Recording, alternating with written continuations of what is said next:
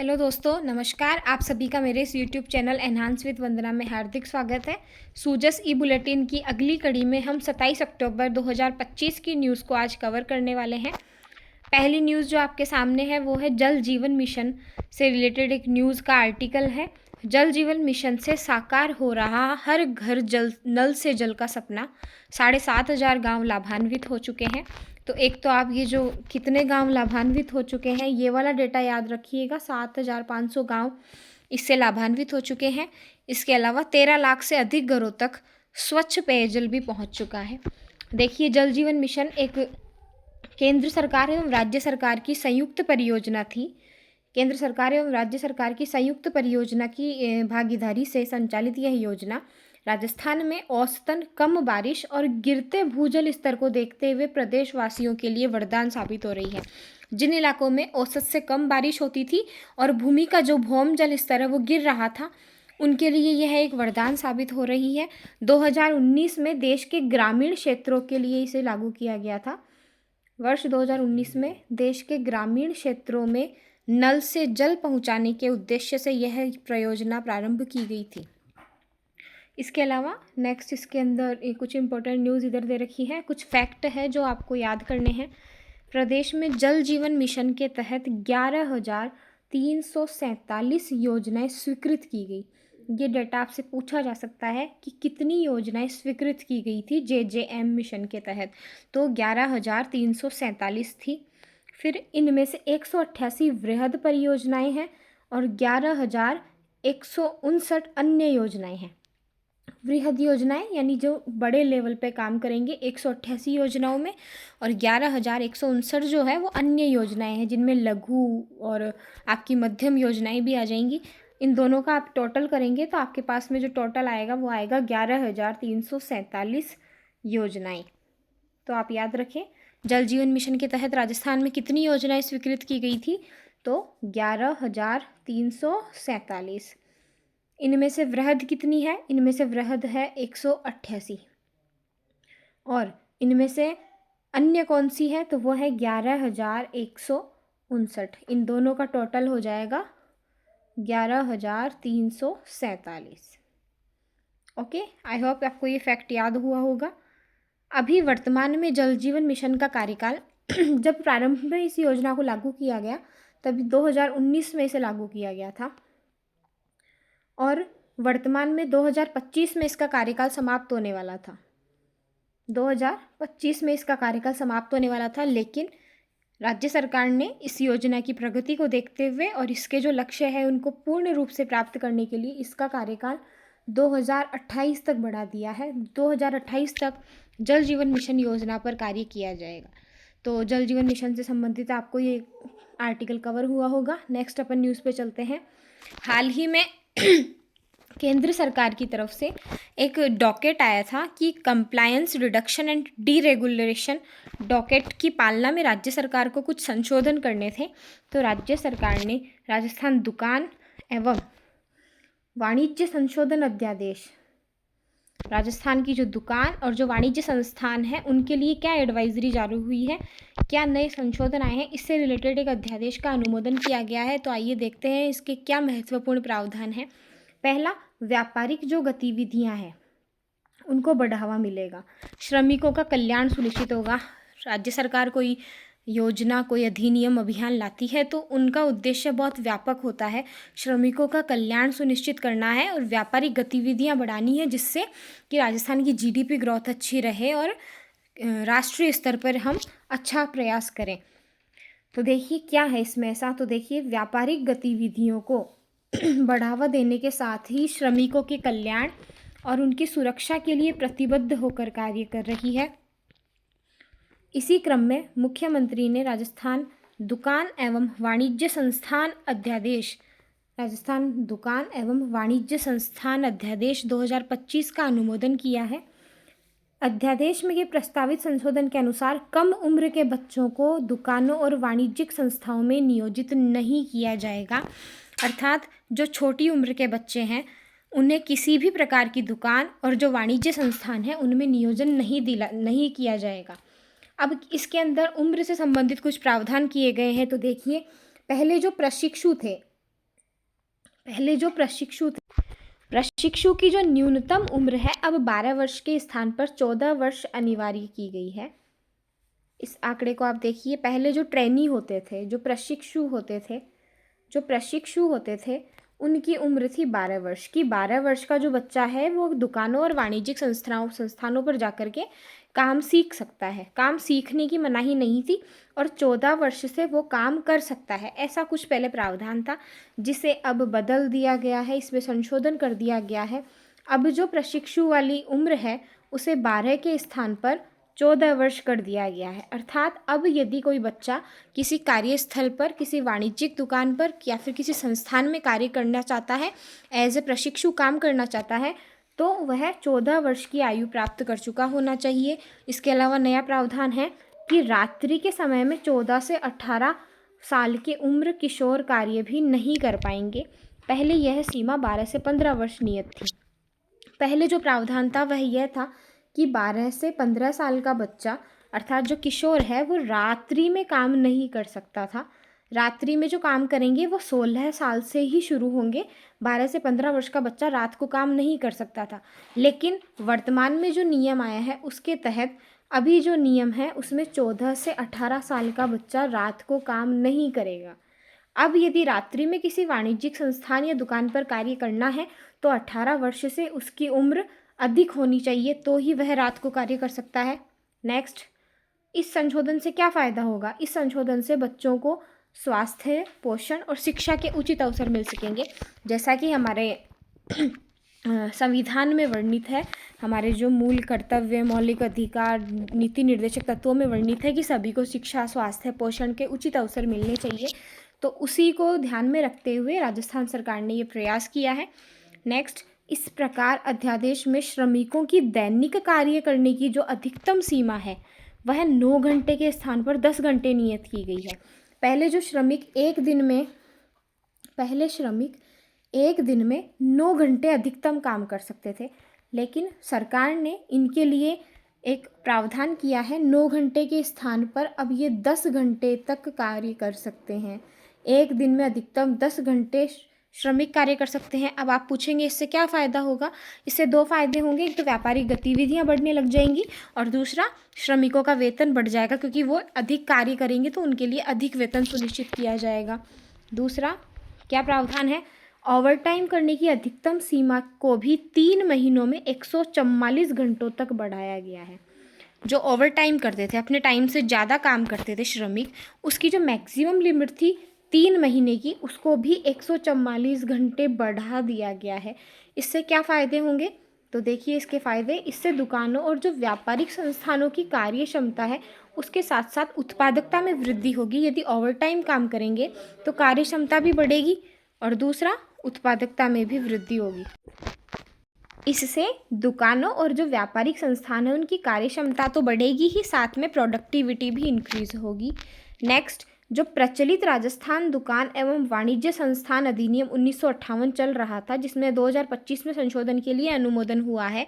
1958 के एक्ट में जो हम संशोधन करने जा रहे हैं उसमें क्या नियम था कि जो 12 से 15 साल तक के किशोर थे वो अधिकतम 3 घंटे प्रतिदिन कार्य कर सकते थे। 12 से 15 वर्ष तक के जो किशोर हैं वो 3 घंटे मैक्सिमम काम कर सकते थे। अब इसको बढ़ा करके 14 से 18 वर्ष कर दिया गया है। अर्थात वर्तमान समय में नए अध्यादेश के अनुरूप 14 से 18 वर्ष का बच्चा ही एक दिन में 3 घंटे काम कर सकता है। पहले कितना था? 12 से 15 था, जिसे बढ़ा करके अब 14 से 18 कर दिया गया है। तो देखिए कितने प्रावधान बदले हैं। राजस्थान दुकान एवं वाणिज्य संस्थान अध्यादेश 2025 के अंदर कौन से एक्ट में संशोधन किया गया है? तो ये 1958 के एक्ट में संशोधन किया गया है। पहला प्रश्न।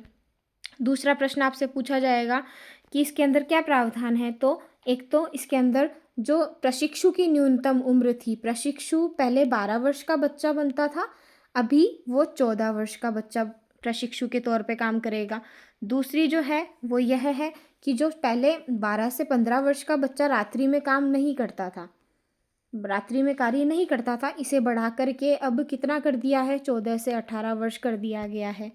नेक्स्ट क्या न्यूज़ है? नेक्स्ट ये है कि जो श्रमिकों की दैनिक कार्य करने की अधिकतम अवधि थी वो पहले 9 घंटे थी, जिसे बढ़ा करके अब कितना कर दिया गया है, 10 घंटे कर दिया गया है। और क्या चेंज हुआ है, ओवर टाइम जो करते थे, ओवर टाइम कर सकते थे, वो अब तिमाही के अंदर 144 घंटे बढ़ा दिया गया है। यानी अब 144 घंटे ज़्यादा ओवर टाइम किया जा सकता है, ये प्रावधान जुड़ा है।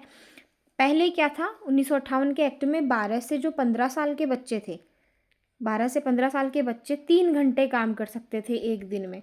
अब इस 12 से 15 साल की जगह क्या कर दिया गया है, 14 से 18 साल का बच्चा प्रतिदिन कितने घंटे काम कर सकता है, अधिकतम 3 घंटे कार्य कर सकता है। आई होप आपको ये एक्ट अच्छे से क्लियर हुआ होगा, ये अध्यादेश आपको इसके प्रावधान समझ आए होंगे। एक दूसरा जो अध्यादेश है वो महिलाओं की सुरक्षा से संबंधित है। राजस्थान कारखाना संशोधन नियम 2025 का भी अनुमोदन किया गया है।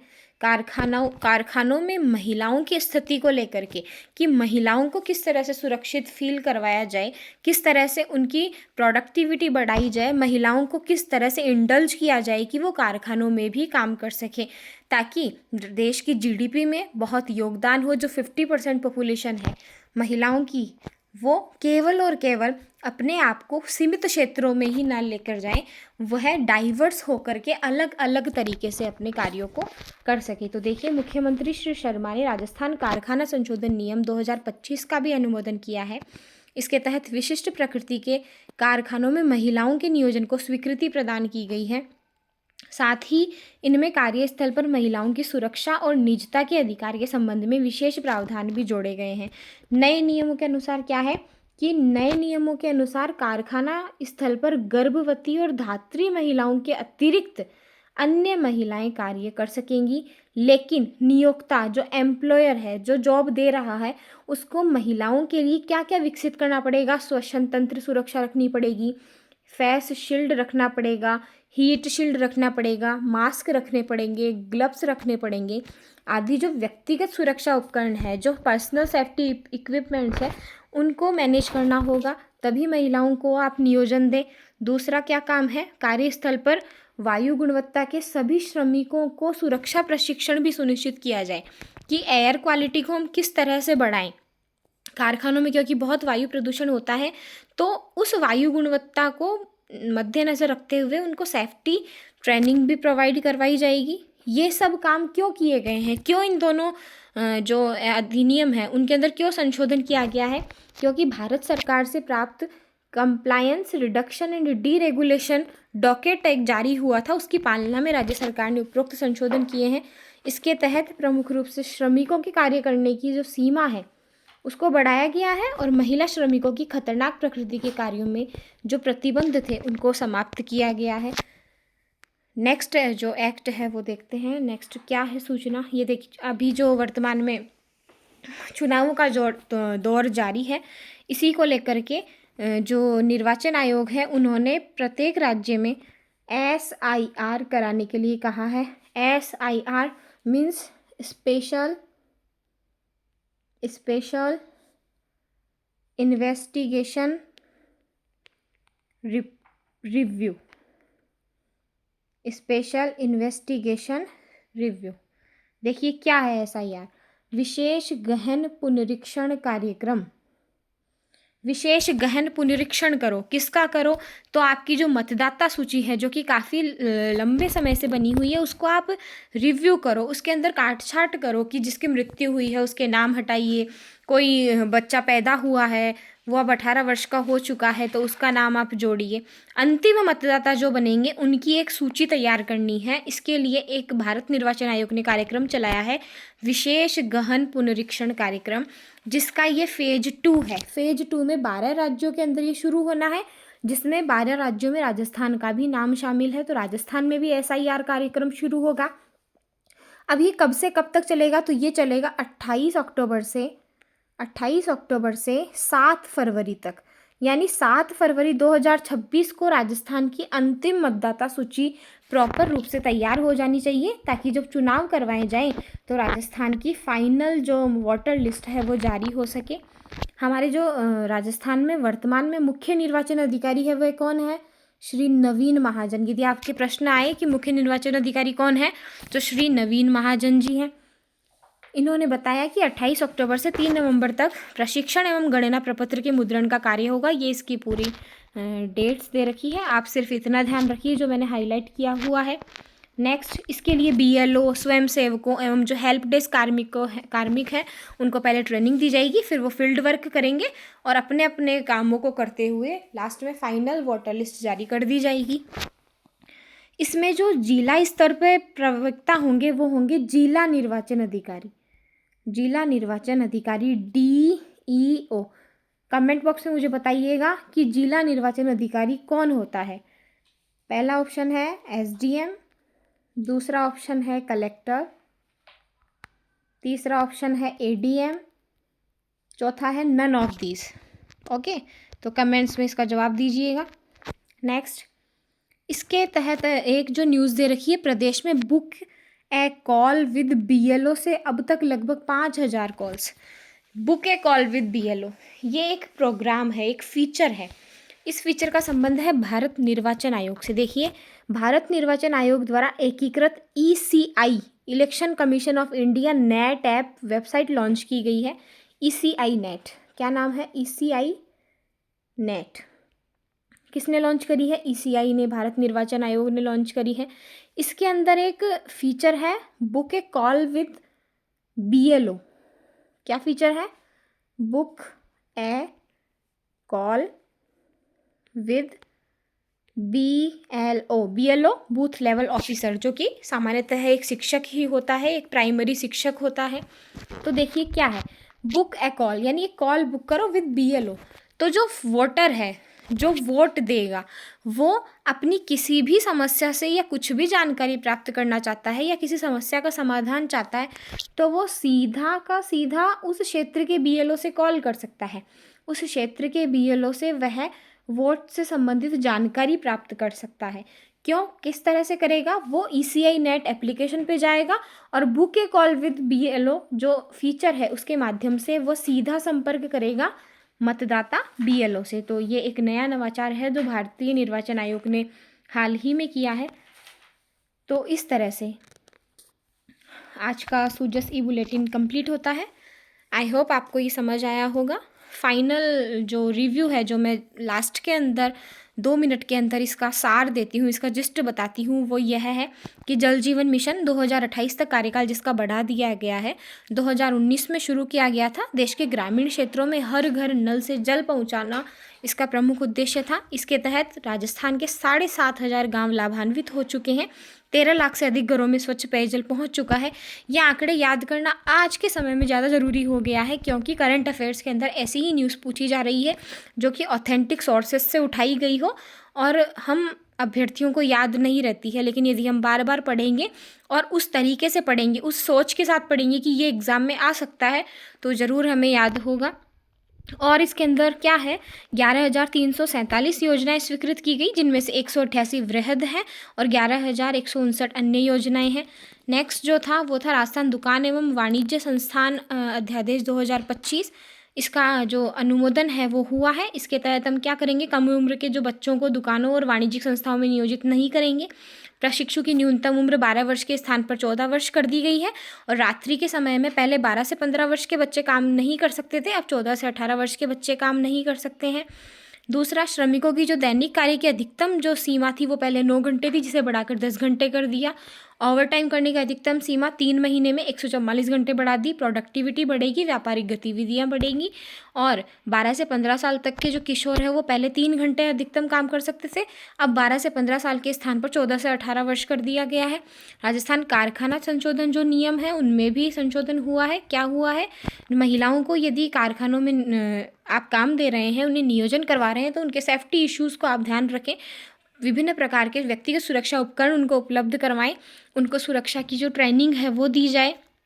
तीसरा जो था वो था SIR कार्यक्रम, जो कि फेज़ 2 में 12 राज्यों में, राजस्थान में भी चालू होगा। 28 अक्टूबर 2025 से 7 फरवरी 2026 तक चलेगा। 7 फरवरी को अंतिम मतदाता सूची हमें प्राप्त हो जाएगी। मुख्य निर्वाचन अधिकारी श्री नवीन महाजन हैं और इसके तहत बीएलओ को ट्रेनिंग दी जाएगी और जिला स्तर पे जो अधिकृत प्रवक्ता होंगे एसआईआर के, वो कौन होंगे? जिला निर्वाचन अधिकारी। एक भारत निर्वाचन आयोग ने एक वेबसाइट लॉन्च की थी ईसीआई नेट, और ईसीआई के द्वारा ईसीआई नेट जो एप्लीकेशन है उसके अंदर एक फीचर है book A call with BLO, जिसके तहत मतदाता सीधा बीएलओ से संपर्क साध सकते हैं। तो आई होप आपको ये पूरा समझ आया होगा। आशा करती हूँ आपने इसे अच्छे से सुना होगा। आई होप आपको ये वीडियो अच्छे से समझ आया होगा। ऐसे ही और वीडियोस देखने के लिए हमारे इस चैनल को लाइक करें, शेयर करें और सब्सक्राइब करें। All the best for your exam. Thank you so much.